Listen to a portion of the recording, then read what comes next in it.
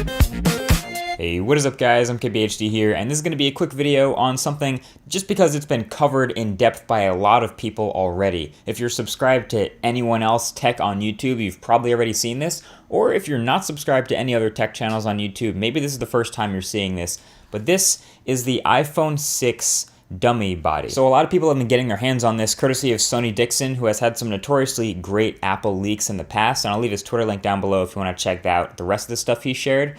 But this is supposed to be our first look at the body, shape, and size of the iPhone 6. But what it really is the dummy phone that a lot of the case manufacturers will use to create and start producing their iPhone 6 cases before the phone has actually been announced. So this is basically made up of all your rumors, all of your speculation, all of the things we know about the parts of the next iPhone to give a general idea of the shape and size that this next phone will be. So I'm gonna make this quick since it's been covered already, like I said, but there are three main characteristics that you're gonna wanna know about this before the next iPhone comes out because they're pretty much set in stone at this point, and that is the rounded edges, the much bigger display and slightly bigger bezels also, and the extreme thinness of this new phone. So for the rounded edges, this is just something about the design I've noticed since I've had it. It's a departure from all the iPhones we've had since the iPhone 4. The one right before it, the iPhone 3GS, was when it was last curved. And I'm not the first to say it, but this new dummy really reminds me of the HTC One M8 at a glance. And I've talked a lot about how the M8 feels in the hand thanks to its metal body and the roundness in the full review. So it's definitely not going to be quite as slippery as the M8, mostly because it's not quite as big. But that brings us to our next point, which is the size of this iPhone. Like I said, this is a big iPhone, the biggest phone Apple will ever make. This dummy sports a 4.7-inch display, and there are a whole ton more rumors that support this and a 1704 by 960 resolution. Here it is next to the iPhone 5S, which has a 4-inch display, and you can see not only is it taller, but it's a bit wider too. It's definitely a much bigger phone than Apple has ever made.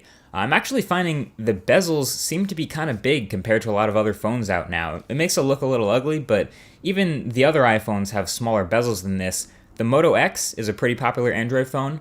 This also has a 4.7-inch display, but you can see it's much smaller than the iPhone 6 dummy and not nearly as tall. Of course, it doesn't need to make room on the front for a home button, but I feel like the iPhone has some pretty big bezels for the display you're getting.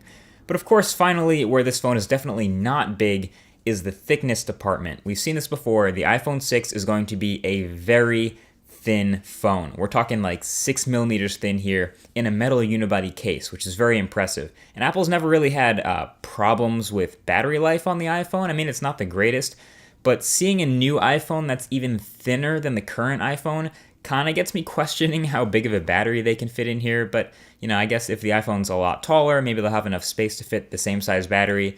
Who knows? I always think about battery life when I see a phone as thin as this. But as you can see here, if we check out one of these pre-production iPhone 6 cases here, which has the interior measurement of just 6 millimeters, we can put the iPhone 6 dummy in it, and of course, it fits just perfectly. All the cutouts and all the speakers and the lightning port and the headphone jack and the volume and mute switch, they're all still there, and it's the same thinness now as the iPod Touch, which is incredibly impressive, and I don't really see any other phones out there that are quite as well built and only 6 millimeters thick, so it's really impressive and has me pretty curious. But that's about it as far as the aesthetic stuff. There are also, of course, some other minor things, which I guess are major when it comes to the iPhone, where the power button relocation, it is now on the side of the phone, which makes sense because it's a bigger phone and it would be harder to reach the top, so it makes sense to put that power button in an easy to reach spot.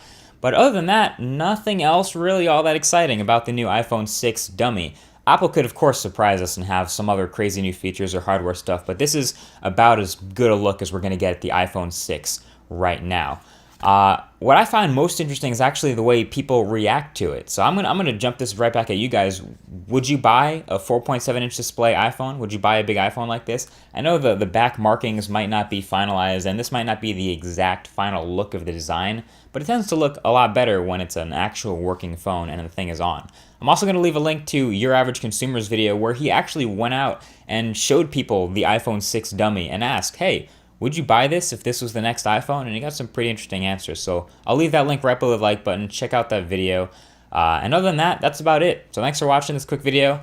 Talk to you guys in the next one. Peace.